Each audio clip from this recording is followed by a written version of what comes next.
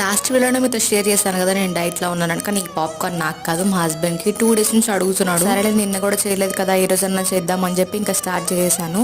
పాప్కార్న్లో యాక్చువల్గా చాలా లో క్యాలరీస్ ఉంటాయి. ఎవరైనా డైట్ చేస్తుంటే మాత్రం మీరు ఒక బౌల్ పాప్కార్న్ తినొచ్చు, నో ప్రాబ్లం. అలా అని చెప్పి పెద్ద బౌల్ తీసుకోకండి, మీడియం సైజ్ బౌల్ ఉంటుంది కదా ఆ బౌల్తో తినొచ్చు, నో ప్రాబ్లం. నాకు తెలుసు డైట్ చేయడం ఎంత కష్టమో, బట్ మనం చిన్న చిన్న చేంజెస్ చేస్తూనే మనం డైట్ కంప్లీట్గా చేయొచ్చండి. అండ్ సూపర్గా మనకి వర్కౌట్ కూడా అవుతుంది. మన ఛానల్లో అయితే ఎప్పటికప్పుడు కొత్త కొత్త రెసిపీస్ మీతో ముందు ఉంటూనే ఉంటాయి. Healthy breakfast, healthy lunch, healthy dinner, చిన్న చిన్న టిప్స్తో మీతో ఎప్పుడు ముందుకు వస్తూనే ఉంటాను వీడియోస్తో. సో సబ్స్క్రైబ్ చేయడం అస్సలు మర్చిపోద్దు. అండ్ ఆ పాప్కార్న్ లాస్ట్కి ఎలా చిన్న చూడాలి.